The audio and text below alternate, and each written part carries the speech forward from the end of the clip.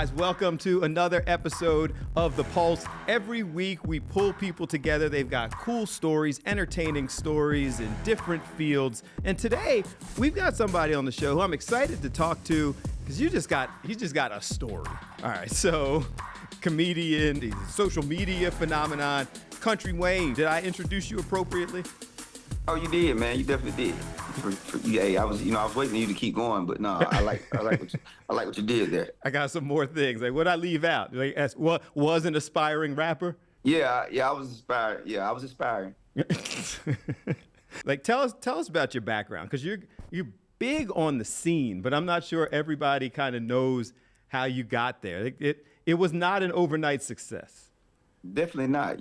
I got it out the mud. So, coming from poverty, having kids at a young age, and just coming from a small town, it was almost impossible to get here. So I got a story that most people, we would call the rag to riches story, but hey, it was a different grind to get to where I'm at, and I took a different journey using social media.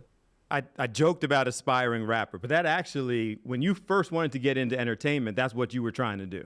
Oh yeah, I wanted to be a rapper. I was like, that's the way that's happening in the neighborhood. I'm about to be a rapper. But I guess God was laughing at me. I was making him laugh. That's when I realized I was really a comedian. All right, so the rap thing didn't work out. It was moving.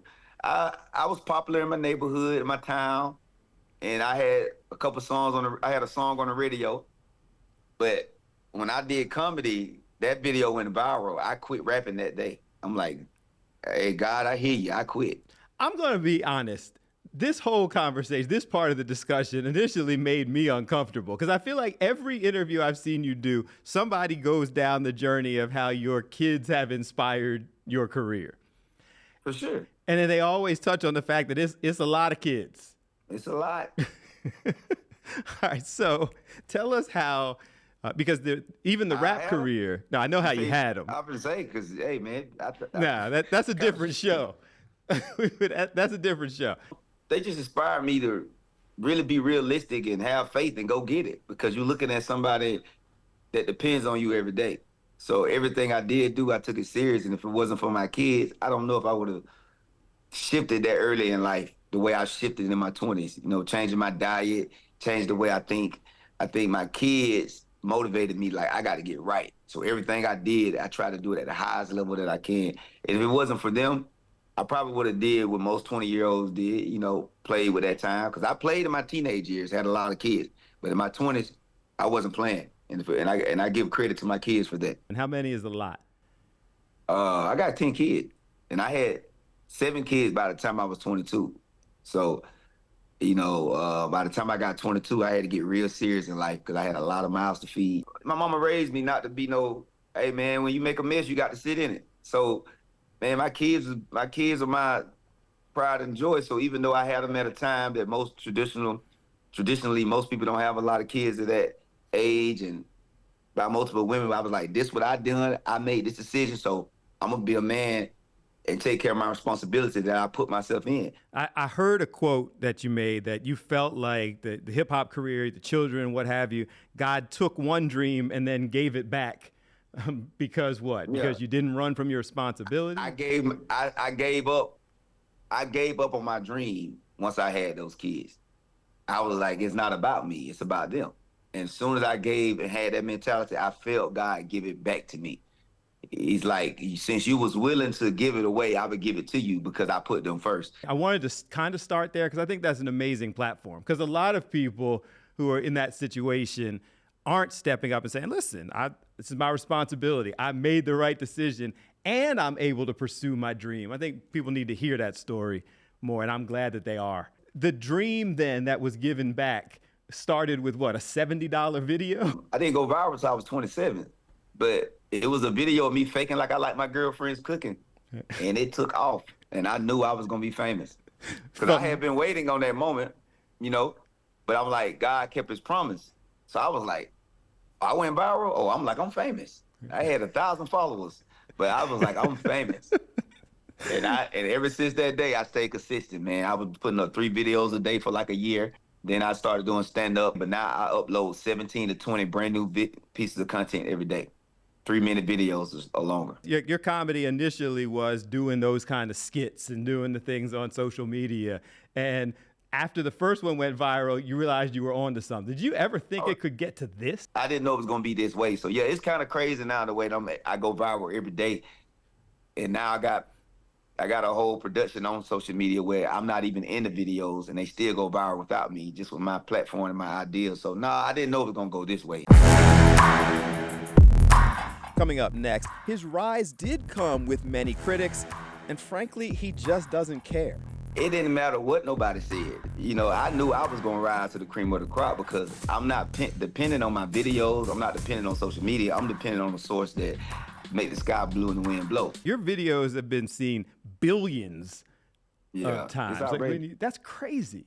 I get 200 million views, 200 something million views per month. Does that shock you? Sometimes when I say it, it does. It's like, this is kind of crazy, but I don't think about it. I just do what I do. I don't never really have time to think about it. You know, we interview a lot of comedians. I'm curious how the old school guys have responded. We seem to get two schools of thought. Like you get the people who embrace people who have taken social media and blown up behind it and go, wow, this is this new tool. They don't have to answer to anybody. They're doing it themselves. And then you have another kind of batch of the old schools who are like, this isn't the way that you were supposed to come up. Social media stops you from having to grind. It didn't matter what nobody said. You know, I knew I was gonna rise to the cream of the crop because I'm not dependent on my videos. I'm not dependent on social media. I'm dependent on the source that make the sky blue and the wind blow. So it'd be 10 years in October when I went viral, and it was a lot of people that was against me when I first went. Oh, he won't last long, but boy, was they wrong. I don't rarely get into people's pockets, but you publicized that you got a couple $100,000 in child support. So these videos are necessary. Oh yeah, I spend it's about $200,000 a month just on my family. It's more than just child support. It's just I take care of my whole family, from my grandma. Everybody get a check every month. Grandma, sisters, baby mamas, brothers, my daddy, all my kids, everybody get a check every month. So it costs me like $200,000 a month, but I'm able to afford that and have way more extra. Money is the root of all evil, but if it comes to a person with a good heart, it make it all good. You know, people do evil things for money. So I just gave people opportunity to do something good for money. So it ain't the evil that people run to, it's the money that people run to. So I realized if I take care of my family, give them all the opportunity, and they all work now. My baby mamas do a good job of taking the kids to school, my kids being my videos. They do everything. My sisters, she take care of my house. My house when I go on. My brothers, they work with me. My daddy drive the Sprinter for me to go tour. So these people around me are working, and my kids are in the videos, which I make a lot of money out with them also. So it's a system, and I just feel like, man, ain't nothing like family. So I wanted to be the one to take care of my family, and God made me able. I love this. I really do. I just love the message that comes out of it. Clean comedy matters to you. The skits, the stand-up, and what have you. Why is that so important? Because a lot of people do the whole viral thing by any means necessary. That hasn't been you. Nah. I just wanted everybody to be able to watch it. You know, I wanted to, especially the older generation, I feel like they don't get no entertainment nowadays. So I wanted them to be able to really watch it and don't have to hear the B word at MF all day. You know, it's just, now I talk about some real subjects, but I keep it clean. Coming up next, it's a really simple philosophy to just avoid stress. We only on this earth for a certain amount of time. Stop worrying. If you ain't got that bill money, try your best to get it, but don't stress about it. And get your lights cut off. Because if your lights get cut off, at least don't be stressed. You're on tour now, right? I'm definitely on the road every weekend doing this new material because I just got an Amazon. I got another special that I'm dropping next year, so I'm bringing this material to these cities. October 4th, you're in Philly. Philly, I come to tear it down. I'm ready. I'm just keeping it ready. I come to tear Philly down and make their stomach bust and they ain't got to cuss. I come to make people lean over, laugh, and stomp their feet and hit their thighs. I come to bust their stomachs with laughter. That's what I come to do. To make people forget about their pains and sorrows, and let's come laugh with Kountry Wayne. When you go out on the road, is this kind of getting out there testing material, like finding out the things that are best for this upcoming special, or you just love being on tour? I already got the special down. It's just that now you're able to keep throwing it out and keep testing it in this city and making it stronger, making it stronger, making it stronger. And at the same time, man, uh, I just love seeing my people. These are people that made me who I am. If it wasn't for them, there would be no me. So I like connecting with them and just, letting them feel the joy that God gave me and connecting with these people, because I know what I'm going to do to them when I see them. What do you hope we all leave with? Just laughing, or is there a message that comes out of a Kountry Wayne tour? That nothing matters but God. Your relationship with God, your relationship with your wife, your relationship with your husband, your relationship with your kids. If you got your relationship right with God, everything else gonna be all right. I just want people to stop putting so much energy into what they do and put their energy into their relationship with God and themselves and watch what happens in their life and stop taking stuff so serious. We only on this earth for a certain amount of time. Stop worrying. If you ain't got that bill money, try your best to get it, but don't stress about it. And get your lights cut off. Because if your lights get cut off, at least don't be stressed. Like, I just want people to stop stressing. Live life and realize, hey, man, if you got faith, faith and fear is equivalent. Whatever one you have, that's what's going to happen. If you got fear, fear going to happen. If you got faith, it's going to happen. So I just want people to live and be joyful and love each other and realize it ain't that serious. The dynamic of somebody who is God-fearing, talk about God, don't stress, doing videos and making millions of dollars, got gold toilets in their mansion. Like, you understand, this is an interesting dynamic that we don't see every day. Yeah, because I've been there. Through social media, you get to go back and really see my story. You see me shoot videos in the projects. So everybody could go back and see. It's like a visual Bible. So I've been there and I'm still there because I got family that's there. So I'm with the people, even though no matter how much money I make or whatever, so I can relate and I know what people need. They need that relationship with them, loving themselves and their relationship with God, and just laugh. Laughter is healthy for you. Before you cry, try laughing first. You saw what happened when MC Hammer started buying gold toilets, man. Yeah. That's why when you said the gold toilets, my toilets are definitely from Lowe's. I don't know what you're talking about with the gold toilet. Man, I got the white ones that break if the toilet seat loose in every bathroom. When you said gold toilet, I said, I'm going to call him after the interview and tell him, I don't have no gold toilets. You need to have your people go online, man. That's actually listed online, that you've got gold toilets in your Atlanta mansion. No, I do not. I got regular toilets that, hey, they'll crack if you close them too hard. So somebody's trying to mess up your image, man. That's messed up. Yeah. Oh, that's online. Oh, somebody definitely trying to. That's the devil. I'm not buying no gold toilets. And I'm guessing I should ask if it's true, because they lied about your toilets. But one of the things that I think is true, when you started putting these videos together and putting people in them, you were treating this like a full-on kind of production company. You're paying people to do the video. Oh, yeah. My payroll for my production company every month is like $450. It costs me $450,000 to make these videos every month. I'm paying people real salaries. Now, a lot of people want to work with you. They'll do it anyway because of the millions and billions of views, but it's still important to pay people. I believe in paying along the way. And I believe when you pay people, you get more out of them.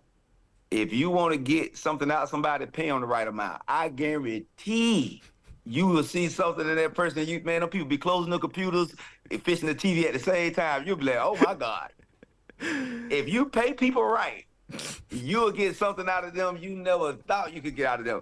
And you got to make them know that it's coming consistently. They taking this serious when they get on camera. Because it's hard to give your all when you ain't getting paid right. Even if you think you getting if you think you giving your all, if you're not getting paid right, man, it don't work. Man, there's people here in the studio. You got people here in the studio nod their head going, he ain't lying. Yeah. Like, he ain't lying, man. Next, if you run into Kountry Wayne, don't be surprised when you see him smiling and happy pretty much all the time. It's just, man, my life been good, and it don't supposed to have been this way. I was supposed to be in prison. I was supposed to be behind on child support with all these kids. God even fixed my teeth, and I ain't have to go to the dentist. I was born with these.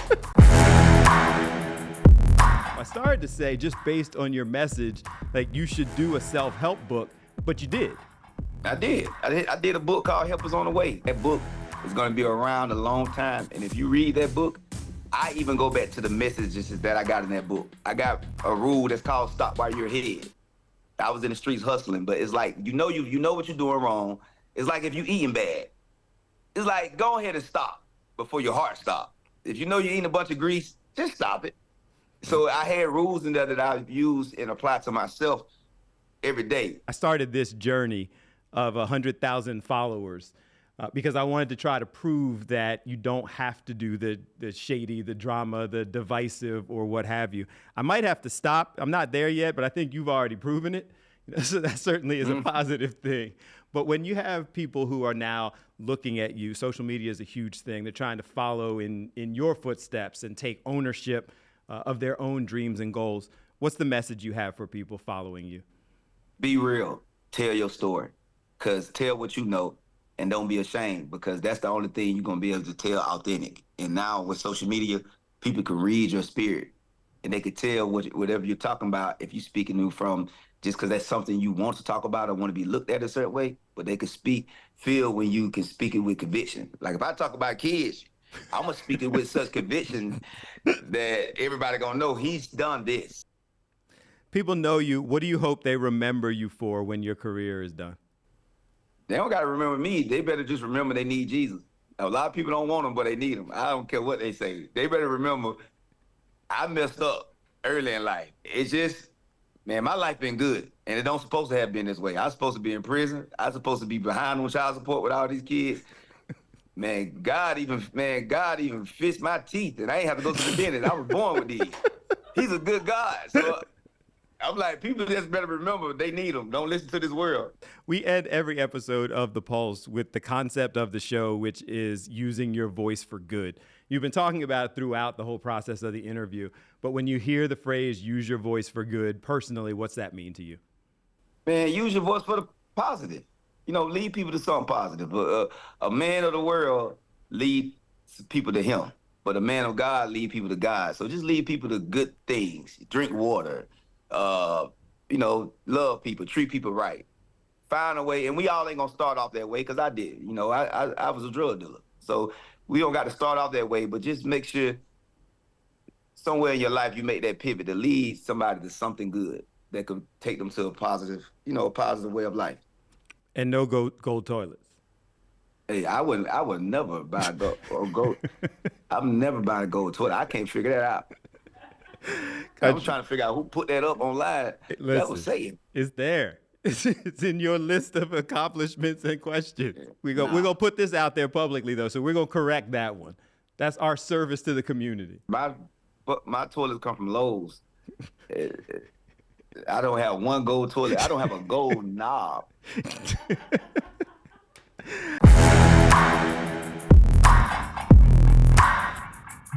Guys, thanks so much for watching another episode of The Pulse. Today with comedian, actor, producer, social media entrepreneur, Kountry Wayne.